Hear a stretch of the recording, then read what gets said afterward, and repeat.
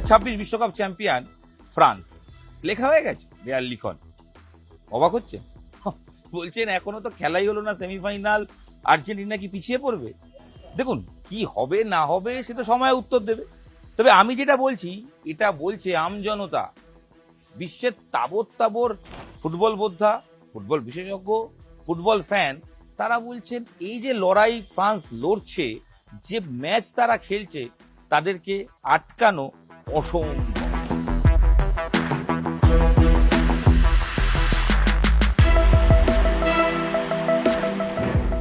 কোনো দল নেই যারা ফ্রান্সের এই গতি আটকে দেবে। যে ফুটবল ফ্রান্স খেলছে সেটা ধরা ছোঁয়ার বাইরে। এক নয়, যে কোনো টিমের একজন সুপারস্টার থাকলে তাকে আটকানো যায়।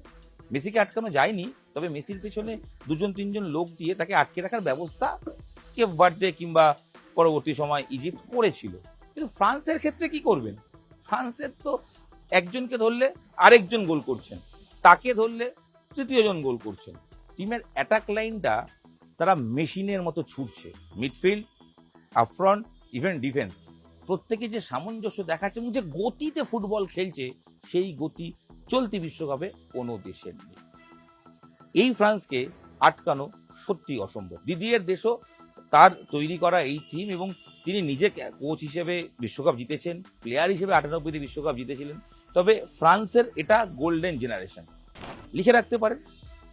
জিদান কিংবা থিয়েরি অরি বা বেনজেমা, তারা ফ্রান্সকে প্রচুর সাফল্য দিয়েছেন। তবে এই দল যেখানে এমবাপে, ডেমবেলে, অলিচরা রয়েছে, তারা প্রত্যেকে গোল্ডেন জেনারেশনের প্লেয়ার। সেই কারণেই ব্যাক টু ব্যাক প্রত্যেকটা ওয়ার্ল্ড কাপ ফাইনালে উঠছে ফ্রান্স। এখনো ওঠেনি, সবে সেমিফাইনাল। তবে এটা নিশ্চিত, এবারও না ওঠাটাই হলে সেটা অঘটন ঘটবে। আমি যদি ফ্রান্সের টিমের একটু অ্যাটাকিং লাইনটা দেখি, আমার ফ্রান্সের খেলা দেখে পরিষ্কারভাবে মনে হয়েছে ফ্রান্সের অ্যাটাকটা শুরুই হচ্ছে ডিফেন্স লাইন থেকে। যে ডিফেন্স লাইনে সাবিলা কিংবা উপমেকানো রয়েছে, সেখান থেকে খেলাটা রোটেট হয়েছে। দুটো উইং অসাধারণ খেলছে। এমবাপে জায়গা চেঞ্জ করছেন, এবং এমবাপের পায়ে বল পড়লে যে তিক্ততার সাথে তিনি ভেতরে প্রবেশ করছেন ইনসাইড বা আউটসাইড দিয়ে, সেটা আটকানো অসম্ভব। কখনো এমবাপে আটকে গেলে ডেমবেলে সেই জায়গাটা পূরণ করছেন। শুধু তাই নয়, অলিস এই চলতি বিশ্বকাপে তিনি সবচেয়ে বেশি অ্যাসিস্ট করেছেন। বায়ার্নের হয়ে খেলেন, বায়ার্নের হয়ে একাধিক গোল করেছেন চলতি বিশ্বকাপে। গোল সংখ্যায় তার বেশি না থাকলেও অ্যাসিস্টের পেছনে তার ঠিকানা লেখা পাস। কোয়ার্টার ফাইনাল ম্যাচে এমবাপে পেনাল্টি মিস করেছিলেন, অনেকেই চিন্তায় পড়ে গিয়েছিলেন এমবাপেও ফুটবলে পেনাল্টি মিস করেন। দেখুন, এমবাপে মিস করেছেন, তার কারণ হিসেবে এমবাপে বলছেন 3 মিনিট 12 সেকেন্ড অপেক্ষা করিয়ে রাখার পর কোথাও কি মনোসংযোগের ব্যাঘাত ঘটেছিল। কারণ ওই রেফারি ভার চেক করছিলেন, রেফারি বিতর্ক তো আছে, সে পার্টে যাব না এই ভিডিওয়ে ফ্রান্সের রূপকথার গল্প বলছি। জার্মানি এবং ব্রাজিল এই দুটো দেশ একমাত্র যারা 3-3টে বিশ্বকাপ ফাইনাল খেলেছে। জার্মানির এই রেকর্ড রয়েছে, ব্রাজিলের এই রেকর্ড রয়েছে। ফ্রান্স এই রেকর্ড ছোবে কিনা আর একটা ম্যাচ পর বোঝা যাবে। ফ্রান্স 18-এ চ্যাম্পিয়ন, 22-এ রানার্স। আর এবার কি করবে?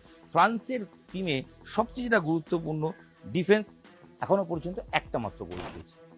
শক্তিশালী ডিফেন্স, তার সঙ্গে দুটো উইং, এবং যারা আপফ্রন্ট ফ্রান্সের ফরমেশনে খেলে মূলত 4-2-3-1 এই ফরমেশনে, এবং এই দুই সেন্ট্রাল ডিফেন্সের সঙ্গে আরও দুজন, তারাও দুরন্ত পারফর্ম করছেন। এবং তার সঙ্গে আপফ্রন্টে আমি ডেমবেলে কথা অবশ্যই বলেছি, ডেমবেলের কথা বলতে হবে, এবং বারকোলাও অনবদ্য ফুটবল খেলছেন।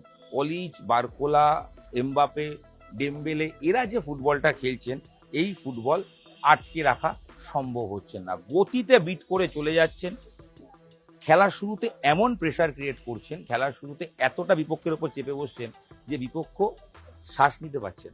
বাজার দরে ফ্রান্সের আশেপাশে শুধুমাত্র আর্জেন্টিনা, তাও একটু পিছিয়ে। নিউজ 18 ডিজিটাল, আপনাদের সঙ্গে আমি ইরন ছিলাম। এই ভিডিও এখানে শেষ করি, দেখা হচ্ছে পরবর্তী ভিডিওয়ে। ফ্রান্স বিশ্বকাপ জিতবে কি মনে হয় লিখে জানান। দেখা হচ্ছে আবার বিশ্বকাপের আড্ডায়।